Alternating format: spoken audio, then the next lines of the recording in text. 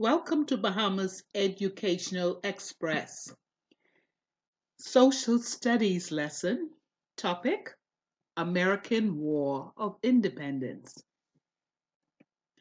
Learners will be able to tell what happened at the end of the Proprietary Period, state who was the first royal governor, explain what was the American War of Independence, and define the terms embassy and ambassador. The end of the Proprietary Period. The rule of the proprietors ended in 1718 when Wood Rogers was appointed the first royal governor of the Bahamas.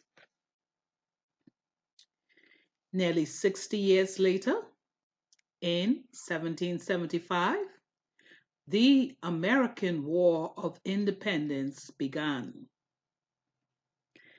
Americans wanted to govern themselves and not to be ruled by Britain.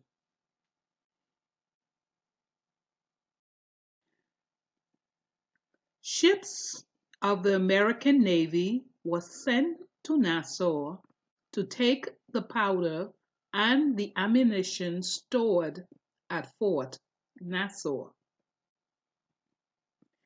But Governor Mumford Brown had already sent most of it away. When the Americans landed, they found only 24 barrels of gunpowder and a little ammunition. They took over Fort Nassau for 2 weeks. Then they set sail again almost empty-handed. So Nassau in New Providence, the Bahamas in general, was taken over by America for 2 weeks. The invasion by the Spaniards.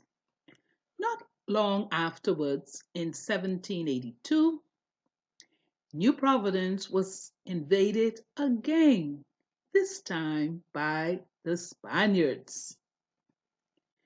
The governor was forced to surrender to the Spanish troops who took over the island. So here we are now taken over by the Spaniards. We were first taken over by the Americans, now the Spaniards.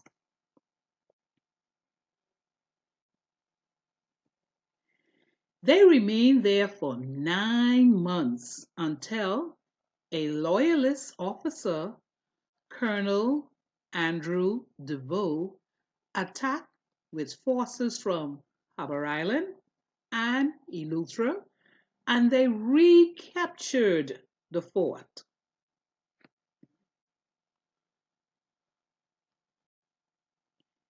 This is a map of the Bahamas, Harbour Island, Eleuthera. That is where Colonel Andrew took over the Bahamas from the Spaniards. Wrecking. This was big business in the Bahamas since the first settlers arrived. Many ships were caught by the tricky currents around these islands and swept ashore. Some ships were deliberately attacked onto the keys and reefs by false lights. Then the goods on board were carried away by the wreckers and later sold.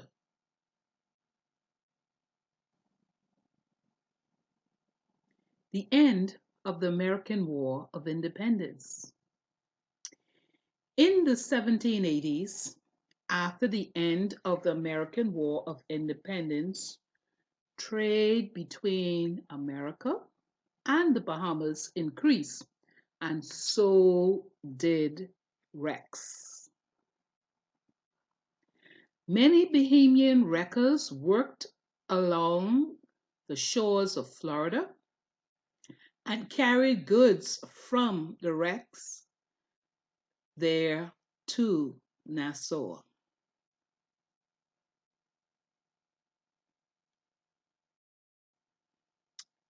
A picture of wrecking.